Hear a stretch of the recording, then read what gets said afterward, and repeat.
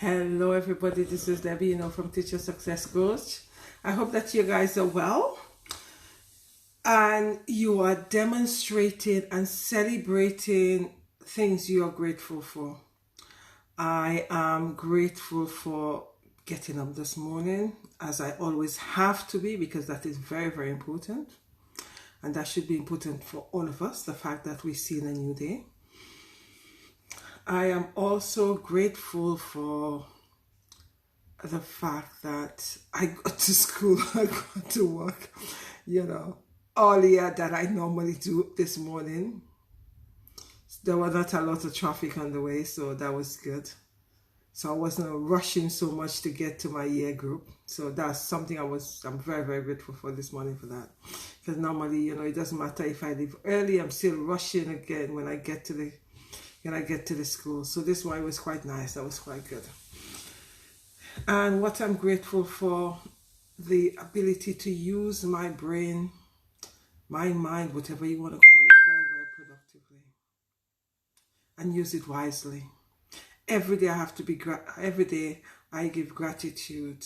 I demonstrate gratitude for the power of my mind. I keep saying in all my sessions to my students, you could either allow it to heal you or you allow it to kill you. You allow it to empower you or you allow it to disempower you. I'm not saying it's easy to do. It is by no means easy, but we could do that. So those are the things I'm grateful for today. My wins. Oh my goodness. Well, this is week 4. This is the final week before we go on Easter break. And I must say, I am looking forward to my Easter break. Although I've got a lot of work to do over Easter, that's fine.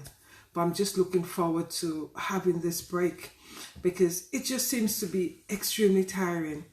One of the things which I feel make educators very, very tired is when you haven't got the resources to do the job.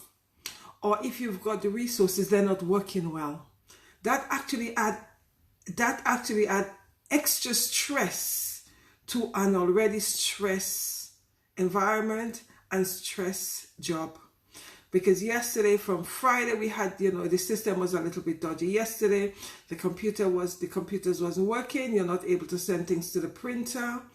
The whole system wasn't working. Sometimes at one time you were able to get Google, another time you were not able to get Google. So that actually add to the stress. You couldn't use your memory stick because it was Microsoft Office wasn't working. And someone like me, everything is on my memory stick. Although I've got something on Teams, but most of it's on my memory stick. And it was a situation where you had to think on your feet. Educators, we do think on our feet, but there's sometimes you have to think even more so on your feet. So yesterday, all my lessons, I had to be thinking on my feet because my lesson on my memory stick. And from Friday, I was trying to send it to the printer so I could actually have a handout, but that wasn't working. So yesterday was kind of a tiring lesson as well. Today I thought, okay, it's going to be sorted because I wanted to give one of my group a short test just to check learning have taken place. It wasn't working again. I'm thinking, oh my goodness. So another thinking on your feet. So it was kind of a challenge, but at the same time, there's sometimes you need to ride the challenge. And there's no point in you making it stress you because realize that, okay, these things are not working. You go onto the computer, you realize Microsoft Office isn't working. You're thinking, okay, yet again, this is another thing. As educators, we always think on our feet. We always have extra resources, so that was what we did today. So one of the plus for me, one of my wins is my ability to, as an educator, to constantly think on your feet because sometimes we have no option than to think on your feet to get the lesson going. So one of my lessons, I did a Kahoot quiz with my students. We're doing social influence. And with that group, I was going to give them short tests. There were 3 groups I was giving short tests to just to check learning. And I couldn't do that. Thinking, oh yes, Kahoots. So we did a Kahoots quiz. That went fantastic. That was really, really great. The students were engaged, they were excited, they were very competitive. So that was really, really nice. And I thought to myself, oh my goodness, why didn't I think about that this morning? Instead of me, because we used the textbook, which I don't always find engaging as much. And I'm thinking, oh gosh, I should have thought of this Kahoot quiz, but I didn't. So this morning session, we just did, textbook, group exercise and stuff. It went well, but the Kahoots one went even better because the competitiveness with them and the, guests doing the answers and checking what they haven't revised because they need to know that for the assessment after Easter. So that was a fantastic session. And even those students who sometimes could be quite disruptive, one student who didn't do the first assessment on Friday, he was very engaged in the social influence Kahoot session. So that was really, really good. He was so engaged and excited. So that was good because my students all, participated, etc. So we did I think it was a 40-minute session or something like that. And then in the end, we just, consolidate the learning. So that was quite nice. So that was one of my wins today. Another of my win was the other group. I still have that group storming. Yesterday they were brilliant. Today, oh my goodness, they've gone back to storming again. Where we were looking at what is it called? Research methods, and we did the first part of the research method went well. After a while, they became disruptive. This mobile phone is giving me some challenges. All the educators are saying to me, oh, you give them a detention. I personally don't believe in detention. I don't feel detention works. That's my take on that. I don't know about anyone else, but that's just my take on it. And one of the things is you need to give them 3 warnings and then you send them out and do the detention. Well, today I gave a 2 warning. I'm thinking, oh, could I be bothered for that? So I'm having this challenge with this mobile phone. Over Easter break, I'll have to think of a way that I could use this, make them, see that it's useful, but it's not so useful. So that's something I'm thinking about how I'm going to, deal with this mobile phone. The mobile phone, yes, there are times when it's very good. Like the Kahoot session today was brilliant because they need the phone for Kahoots. However, other times when you're doing a group exercise lesson or you're doing a PowerPoint session with, being very interactive with them and you catch them on the phone, it's just tiring. This mobile phone is beginning to annoy me. But as I said, that's negative energy, so I need to deal with that. But one of the issues I realize is when educators use their own mobile phones, they're in no position to tell students don't use their phones.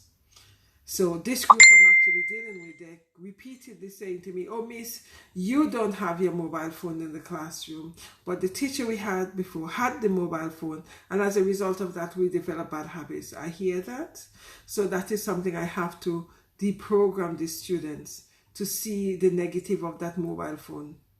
So that group is a little bit challenging. The others I've sorted out in terms of the mobile phone, but this 16-year-olds, which is a year 12 group, that's a little bit more challenging.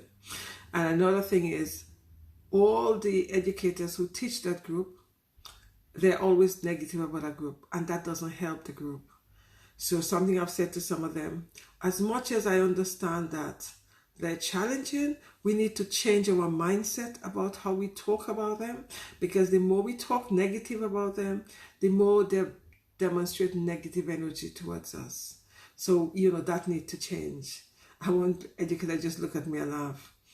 I understand that, but as educators, we need to change how we see the students. Yes, sometimes it's negative and it's very tiring. I understand that. But the more we throw it out to the universe that this group is challenging, this group is negative, that's what we're going to get, because that's what we are programming into the universe for these students. So that's something I keep on saying that we need to change. So I've been changing it.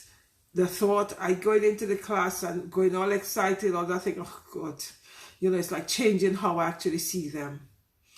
yesterday was a brilliant lesson. Today was not bad, but the aspect of it was a little bit challenging when I actually, getting them engaged. But as individual students, they're brilliant. But as groups, they're very challenging and chatty. So what I've decided I'm going to do is I need to do a sitting plan. So forget about the sitting plan they've got. So I've actually identified how I'm going to, reorganize the sitting plan. They don't sit with their friends. That's the only way I'm going to get a lot of work done. The other brilliant thing about that group is as much as they're chatty and they're on their mobile phone, they're taking the handout away with them. They realize the value of needing and having the handout. And some of them have actually given me work. So that's a plus. In spite of, the negative challenges that I'm experiencing with that group, they're actually doing work when they're individuals instead of the group setup. So that's something, that's another of my win for today. The fact that that group they're taking work, the phone is a real challenge for me as an educator, but catching them by themselves and saying to them, okay, you need to do X, Y, Z, they would do it and say, oh, miss, I've done that, would you like to check it? So that's a plus. But I want them to be engaging in the classroom, much more engaging in the classroom. Less chatty, much more engaging. So educators, there's sometimes we need to check what energy we are putting out to the students, because the energy we put out, we get it back in the negative energy and how they interact, etc. So overall, today haven't been a bad day. Today was a fantastic day. I'm just trying to walk in my head and, looking at various psychological reports, and as a psychologist, looking at ways by which I could deal with the students on the phone, because I do not feel I need to give them a detention when I tell them put their phones away 1, 2, 3 times, because I do not believe, that's me, that detention works. Because yes, you put them on detention when they're finished, so what? I don't think detention works. We need to find other ways to deal with the student than just putting them on detention. Anyway, guys, have a fantastic evening, morning, night, wherever you are. Thanks for listening. And oh yes, we break up on Thursday at 12. The students break up at 12:30, but we have to stay in premises until 2. Why? Nobody seems to know. It's like you have people say, we've always done it this way. Some of the things make no sense, but we've always done it this way, so we're going to continue to do it this way. So what's the purpose? Why?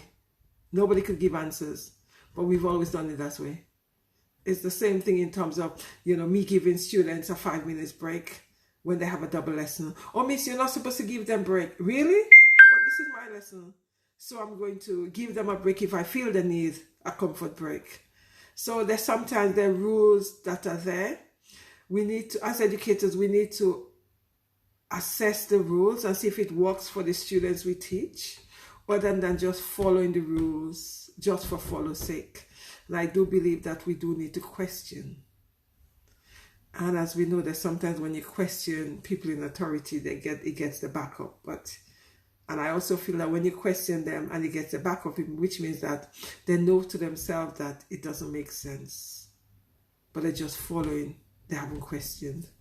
Anyway, guys, have a fantastic evening, night, wherever you are. Have a great evening. Stay blessed, and I'll see you guys tomorrow. Bye bye.